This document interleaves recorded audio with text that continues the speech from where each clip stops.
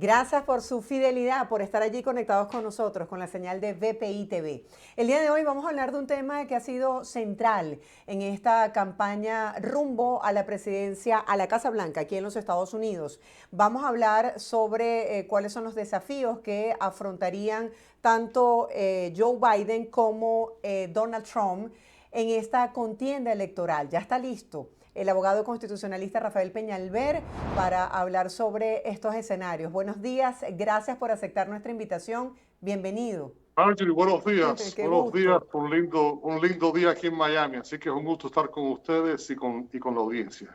Sí, vamos a hablar un poco acerca de cuál es el panorama político, justamente cuando se habla de que el tema migratorio es el tema central de esta campaña y justo el día de hoy, tanto Joe Biden como Donald Trump estarán allí en la frontera entre Estados Unidos y México para abordar este tema.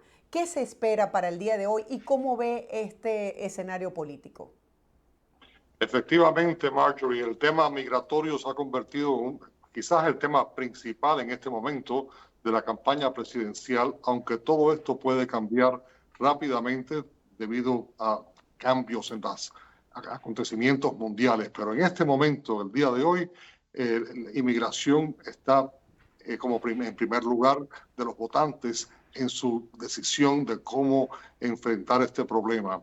Y tenemos en el día de hoy ambos candidatos, los principales candidatos de ambos partidos, el presidente Biden por los demócratas y Donald Trump por los republicanos, yendo a Texas. Biden va a Brownsville y Trump va a Eagle Pass, y cada uno con una percepción distinta. Trump, por una parte, desde que comenzó su campaña en el año 2016, no olvidemos aquella escena de cuando él bajó el escalator, la escalera eléctrica de la Torre Trump en Nueva York para anunciar que estaba aspirando a la presidencia, y en esa misma comparecencia habló del veneno que estaba entrando en este país a través de la frontera. Y su discurso en todo momento ha sido un discurso para resaltar esa vena que existe en el cuerpo político norteamericano, racista, antimigratoria, y yo no sé cómo se las arregla para poder sobrevivir el lenguaje tan ácido que utiliza. Estas últimas semanas ha utilizado la frase de que los inmigrantes ilegales, estamos envenenando la sangre norteamericana. Algo increíble que se diga en esa forma, pero así todo tiene su público que lo sigue. Biden, por otra parte, está enfrentando una situación donde la frontera se percibe como una frontera sin control, una frontera donde cualquiera puede entrar y puede entrar a los Estados Unidos y permanecer aquí sin mayores consecuencias. Y los dos candidatos, desgraciadamente, ninguno ofrece un cambio en la situación actual. El presidente Biden está atado por la ley norteamericana. Y esto es muy importante que se comprenda. La ley norteamericana dice que cualquier persona que llegue a la frontera de los Estados Unidos y pida asilo político, hay que darle una vista y hay que considerar su petición ante un juez de inmigración. Así que no es que tenga discreción el presidente de dejar o no dejar entrar a las personas.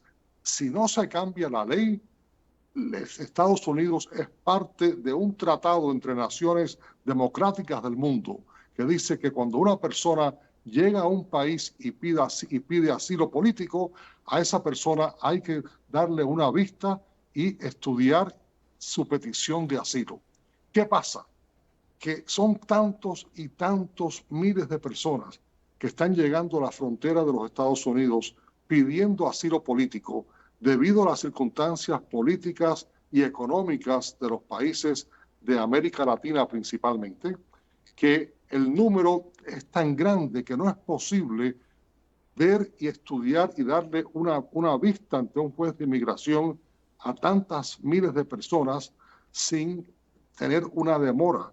Y la demora está siendo tan grande ya que son ya no solamente meses antes de que esa vista se le conceda. Esas personas que están pidiendo asilo político hoy se les están dando vistas de aquí a unos años. Mientras tanto, ¿qué pasa? No hay capacidad para tener a esas personas en detención, ni sería justo tener a familias detenidas por tantos meses y años mientras que esperan su vista para asilo político. Por lo tanto, Estados Unidos le da entrada a estas personas para que esperen aquí a que se pueda celebrar esa vista judicial ante un juez de inmigración y considerar su petición para asilo político. Un Esa es punto la de, ley actual. sí, un punto de vital importancia para nuestra comunidad hispana, y quisiera conocer su opinión muy particular sobre esto. ¿Cuál de estas propuestas pudiese ser más riesgosa para nuestra comunidad de inmigrantes? Porque por un lado se critica al presidente Biden porque no ha tenido el control de la frontera, y por el otro genera muchísima preocupación esas declaraciones de Donald Trump, donde dice que va a blindar la frontera, que va a hacer la ola de deportación más grande de toda la historia, y justamente donde se está tratando de generalizar y de vincular a la población migrante, que muchísimos de nosotros llegamos aquí con este deseo de servirle al país y de contribuir con esta sociedad, con estos crímenes que se han visto en estas últimas semanas. Entonces, bajo esta perspectiva, ¿qué le espera a la población migrante de ganar uno u otro las elecciones? Mira, a mí me molesta porque esa frase de que los inmigrantes estamos envenenando la sangre norteamericana crea una percepción negativa que nos afecta a todos. Todos los que hemos nacido en el extranjero estamos siendo afectados por una forma de que se está viendo la inmigración que ha sido tan positiva y que aún en este momento, con miles de personas que están entrando a través de la frontera y están contribuyendo en una forma enorme a la economía norteamericana. Estados Unidos hoy en día tiene la economía más vigente, más importante del mundo, y es en gran parte gracias a la mano de obra barata que está siendo utilizada de estas personas que entran al país y aquí están esperando que le den su vista de inmigración. Esa es la ley y no es justo que se envenene y que se le haga el daño que se nos está haciendo a todos. No importa si somos ciudadanos norteamericanos, pero de origen hispano.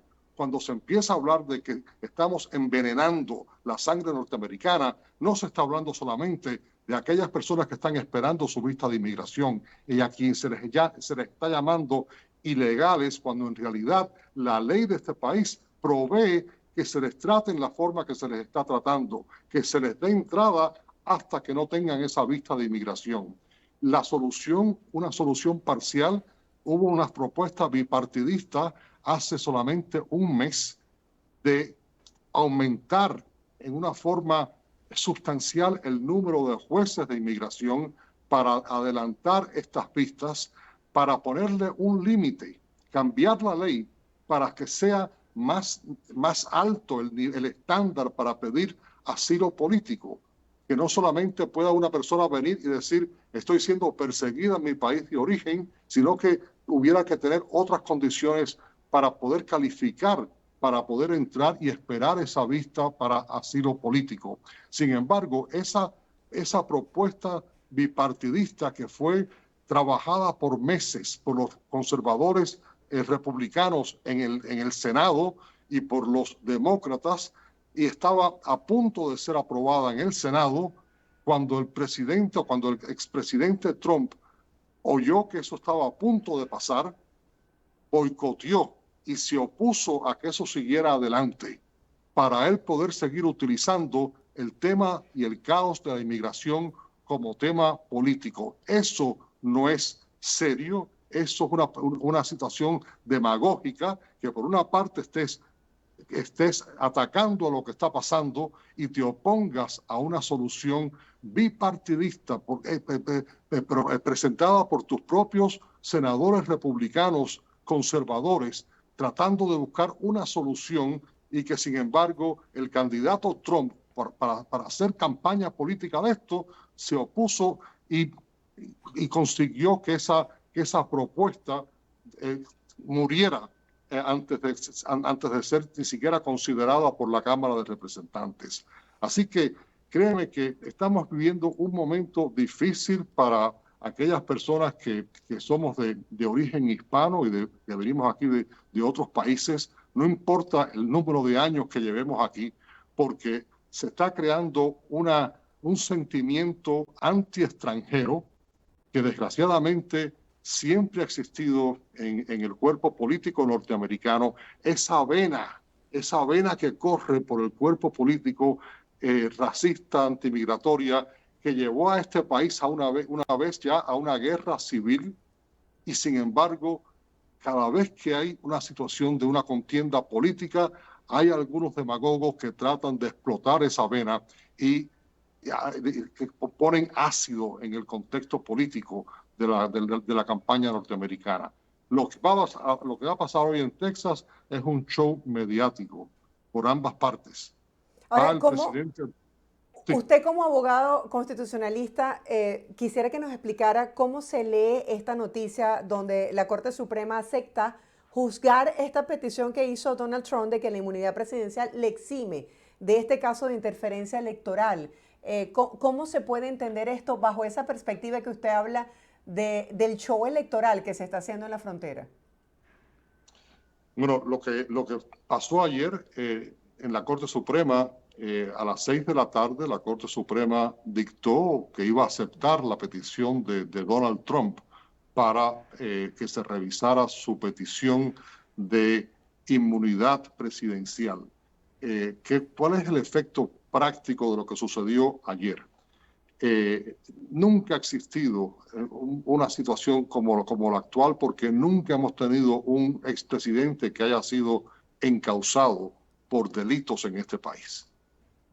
Donald Trump enfrenta 91 cargos en este momento, y el más importante de todos es el juicio que estaba a punto de comenzar en Washington, y que él entonces para ese juicio sacando una nueva teoría que nunca se había presentado, y dice: ustedes no me pueden juzgar porque existe la inmunidad presidencial, y a un expresidente no se le puede juzgar por los actos que cometió mientras era presidente. Esa teoría fue llevada a la Corte de Apelación en Washington, y la Corte de Apelación unánimemente dijo que eso no existía, que cómo iba a ser que en un país donde la base de la Constitución es que aquí no hay ninguna persona por encima de la ley, que la ley le aplica igual a todo el mundo, cómo íbamos a tener una situación donde una persona, por ser presidente, pudiese hacer cualquier cosa y no tener responsabilidad ante la ley. Así que la Corte de Apelaciones descartó por completo esa petición de Trump y pidió que el juicio comenzara. Entonces Trump hace una apelación a la Corte Suprema de los Estados Unidos, y todo el mundo pensó que la Corte Suprema simplemente iba a descartar esa petición, pero no. La Corte Suprema ayer anunció que iba a escuchar la petición de Trump, y el efecto práctico es demorar el juicio, y por lo tanto favorece a Trump. Al final sabemos que la Corte Suprema va a ser igual que hizo la Corte de Apelación, que va a decir que en este país no existe que una persona esté por encima de la ley, y que el presidente, cuando esté actuando en funciones que van más allá de sus funciones presidenciales, no está protegido por una inmunidad presidencial.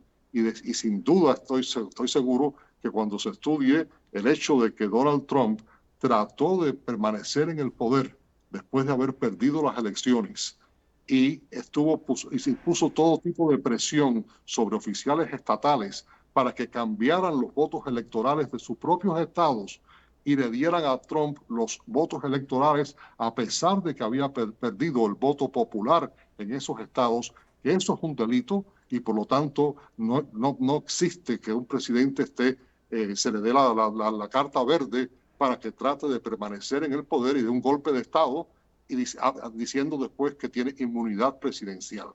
Así que al final la Corte Suprema va a dictar en contra de Donald Trump. Pero Trump ha ganado ayer tiempo, que es todo lo que él está buscando. Él sabe que al final, por los méritos del caso, él pierde el caso. Pero lo que él quiere es que el juicio no se celebre antes de las elecciones, para ver si logra que gane la presidencia sin que se celebre el juicio antes, y si gana la presidencia, entonces simplemente él nombra un secretario de justicia que quite el caso en contra de él a nivel federal. Así que la estrategia de Trump es demorar, y la Corte Suprema ayer, al decirle que va a escuchar su petición, pues le ha puesto hasta el día 22 de abril para celebrar la audiencia oral ante la Corte Suprema, y después de ese día de 22 de abril, pues la Corte demorará, sabe Dios, semanas o hasta el final de junio o julio, cuando termine su término, antes de otorgar la decisión sobre los méritos del caso.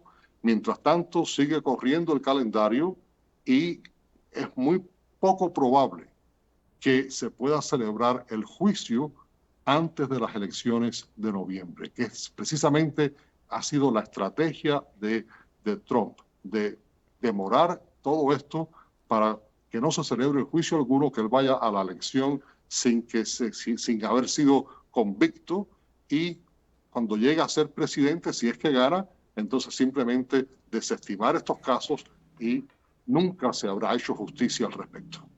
Claro, y es contradictorio, ¿no? Porque eso es lo que le enseñan a los niños en el colegio, que nadie debería estar por encima de la Constitución. De hecho, las reacciones han sido que esto ha sido un punto a favor de su defensa. Volviendo al tema de lo que hablaba antes, del show electoral, en Estados Unidos pues hay mucha preocupación por el tema migratorio, pero también hay mucha preocupación por el alto costo de la vida, la inflación y la economía. En este sentido, ¿qué se puede esperar en medio de promesas electorales para lograr ese objetivo de llegar a la Casa Blanca y convertirse en presidente de los Estados Unidos? Pero por el otro lado, ¿qué puede esperar el pueblo que reside en este país y que se la está viendo tan difícil para poder cubrir los gastos del día a día? Mira, yo no quiero sonar como que favorezca un partido ni otro. Yo nunca he pertenecido a un partido político, jamás. Y tengo orgullo de ver cada punto objetivamente. Qué bueno. Y tener una opinión independiente sin responder a intereses partidistas de ningún tipo. La economía en Estados Unidos es hoy en día una economía importantísima, en el sentido de que es el país del mundo con la economía más poderosa, y donde hay menos inflación, donde hay menos desempleo. El desempleo en Estados Unidos en este momento es 3%. La inflación que se tuvo después de la pandemia, y los gastos que hubieron para mantener el país, la economía en vivo durante aquella pandemia, hubo que empezar a imprimir dinero para que la gente tuviera dinero y no estuviera en las calles desempleadas.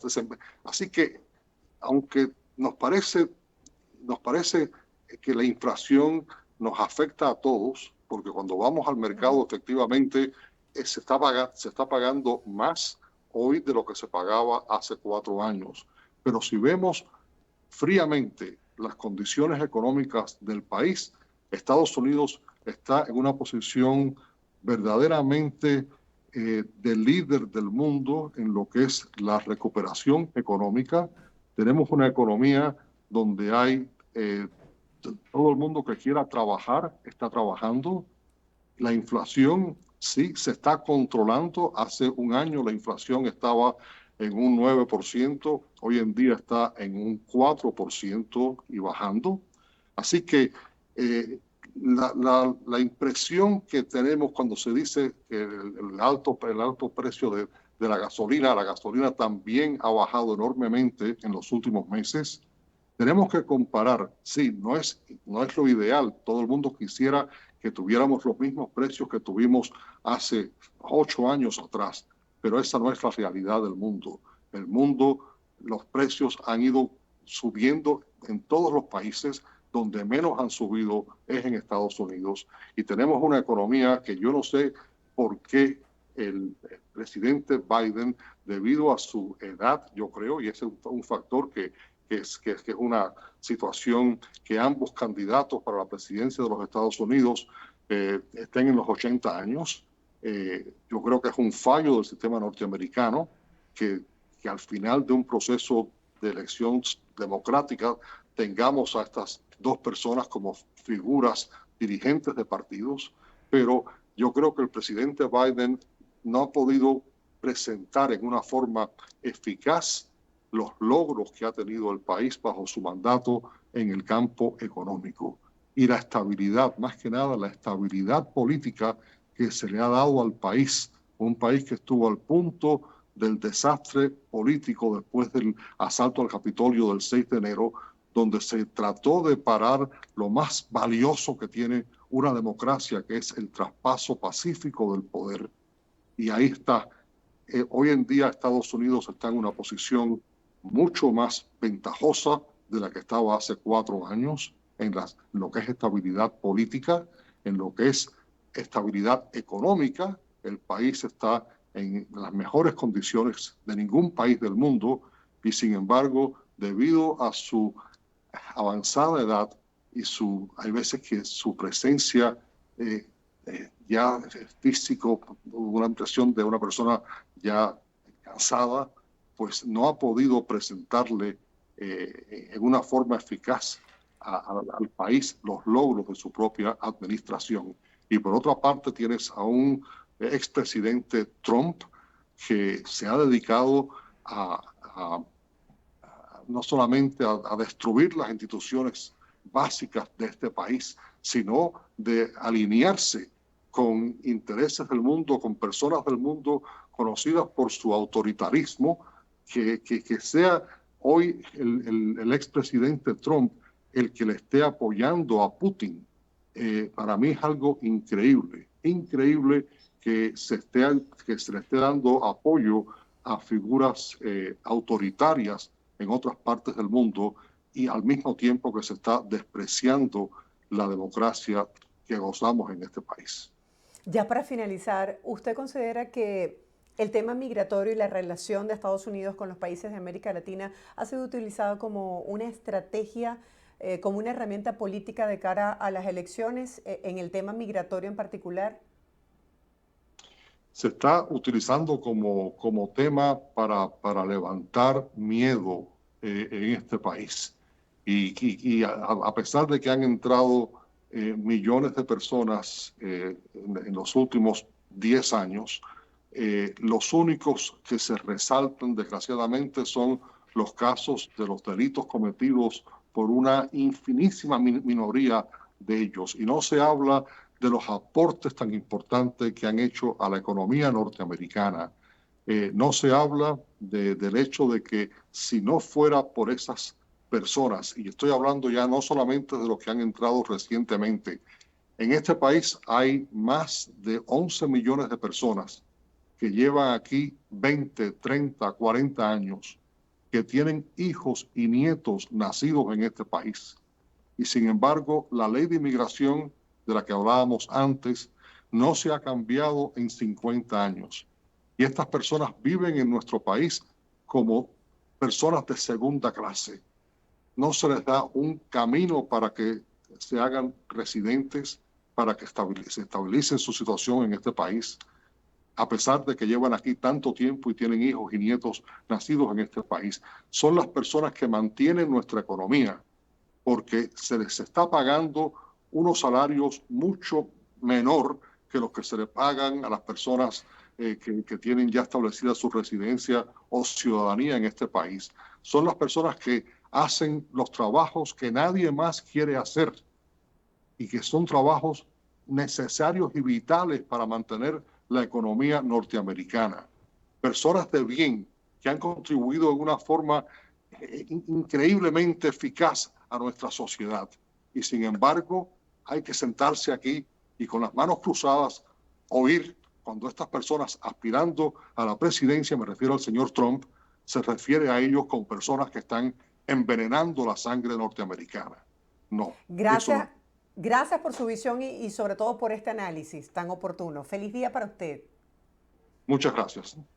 Estamos conversando el día de hoy con el abogado constitucionalista Rafael Peñalver, hablando sobre cuál es el escenario político de cara a las elecciones en este país. Hacemos una breve pausa comercial. Ustedes quédense allí conectados con la señal de BPI TV, porque en breve estaremos de vuelta con más información, así que no se aparten.